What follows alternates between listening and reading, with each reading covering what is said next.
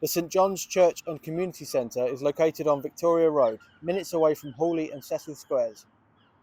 This Grade 1 listed building dates back to 1050 as a chapel of ease to St Mary's in Minster. The parish of St John's reached along the coast from St Mildred's Bay in Westgate to Botany Bay. The parish went inland as far as Westwood and Hengrove. The entire parish totalled just shy of 4,000 acres in 1864. The town of Margate was a small fishing hamlet within the parish and was located close to the harbour. The original layout of the church consisted of a narrow nave. Over the next 2 centuries, the church would be expanded 3 times. The first extension was a chapel dedicated to St James in the northern side of the church. A south chapel was the next extension alongside the church, being increased in length to the present west door. In the 14th century, an extension of the chancel eastward was made, most likely when Bishop Corbeau came to consecrate the high altar. The tower in the northwest corner was added in the 14th century. The original flintwork of the tower was revealed during Christian's restoration works. The spire was rebuilt during this restoration with a shingled brooch spire erected. The timber used in the new spire was fashioned at Paramore's Yard, which is now part of the Dreamland amusement site. Inside the church features a series of brasses, with the oldest brass dating back to 1430.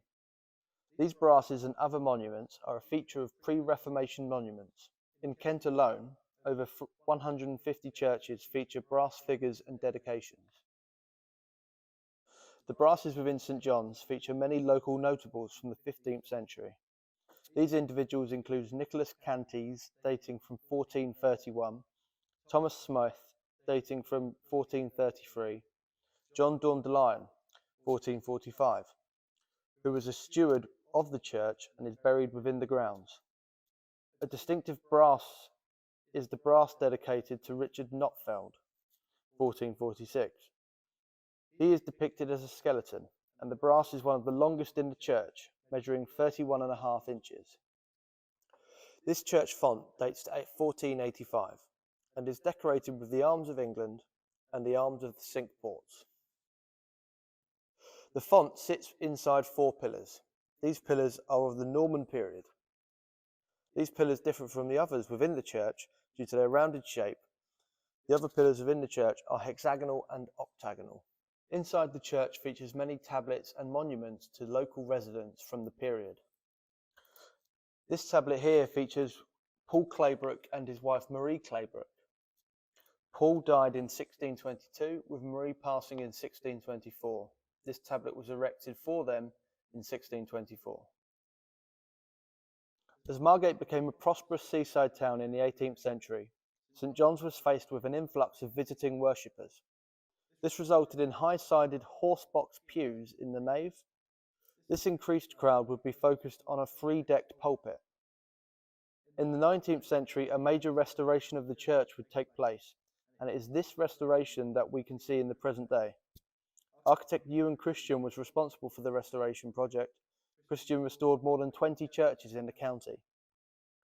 The galleries and box pews were removed and new teak pews were installed. The floor was lowered and the old lead roof was removed. Today we can see the trussed rafter pine roof that was built and tiled. The All Saints Church is located on the corner of All Saints and Hartsdown Road in Westbrook. The church was built between 1892 and 1894, with the church being consecrated in 1894. The church was donated by the owner of the local Hartsdown Park estate, Captain C.T. Hadfield. There was an increase in the town's population in the latter half of the 19th century. By 1901, the population of Margate was 23,000 people. Next door to the church, there is a vicarage in a Cotswold style. This was added by E.S. Pryor in the late 19th century. It was designed by local architect Thomas Andrews in a late 13th century Gothic style. The church consists of a nave, a chancel with parallel aisles running north and south, a south transept which is now used as an organ chamber, and a northern porch. This window on the west side of the church features the morning prayer Te Deum Laudamus. The window features an angel, a martyr, an apostle, a prophet, an archbishop, and a bishop. This signifies the many individuals of the church and the spiritual patrons that acknowledge Christ on earth. The hanging rood over the sanctuary was hung in place in 1948 in memory of Canon H. L. Hubbard. Hubbard was a vicar of All Saints from 1921 to 1941. On the eastern wall of the church features a window which displays the Nativity. This window is directly above the high altar. The high altar also features the church organ, a window depicting King David playing a harp, which is a reference to the Psalm 150, Laudate Dominum. Here in the northern side of the nave, high up in the clerestory, features a window dedicated to C.T. Hatfield's wife, Maud Hatfield. In the 1920s, Maud became the first female mayor of Margate before her passing in 1931. Inside the window features St Andrew on the left and St Thomas on the right-hand side.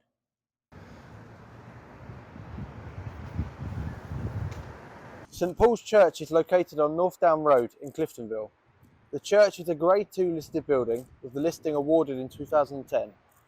The church was built in 1872 and consecrated in 1873. The site of the church was a gift from Mr. T.D. Reeve and Mr. J. Andrews. The architect was Mr. R.K. Blesley and built by builders from London, Mr. Cook and Mr. Green. The cost of the build was £8,500. This cost included the erection of the boundary walls and the vicarage. The church is laid out with a 6-bay nave, a chancel, north and south running aisles. The tower and the northeast vestry were added later. The nave arcade features wide pointed arches that are supported on round columns with moulded rounded capitals and plain round bases. The church features a stained timber trussed nave roof with the chancel sporting an opened trussed roof. The clerestory has low arched windows with a mixture of trefoil and quatrefoil tracery. The church was built to relieve St John's and Holy Trinity churches in Margate. This was due to the late 19th century increase in population the town experienced. At the dedication service in 1873, Kebble's Gazette, a forerunner of the Isle of Thanet Gazette, described the congregation as a very large and fashionable congregation, one that numbered 800 people. Featured at this dedication was the Archbishop of Canterbury, the Reverend Gerard Lewis, churchwardens Robert Wood and H.F. Hermitage, and a number of influential inhabitants of the district. The church's tower was built in 1897 and it is located on the southwest corner of the site. The tower is home to a World War I and World War II memorial plaque and houses the main entrance to the church. The three-sided clock and hour strike bell was provided by public subscription. The bell is 39.5 feet in diameter, weighing 1,000 pounds. Inside the church features a Bath stone bowl and stem font located at the west end. A round Bath stone pulpit with short red Mansfield stone columns and rail features at the front of the altar. The rear doss at the east of the church displays the Last Supper. It sits beneath 3 ogee arches and a triple gabled canopy. 2 red Mansfield stone tablets on either side of the chancel contain the Lord's Prayer and Decalogue in Gothic script.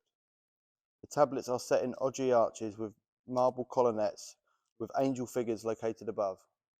The stained glass windows within the church were added at different periods, mostly from the 1880s, 1890s and 1920s. The stained glass on the west window was donated by pupils from 15 schools in 1885. The church also features a memorial window in the south aisle. This window is dedicated to John William Dixon, a mariner. The window is dated 1927 and features 2 sailing ships.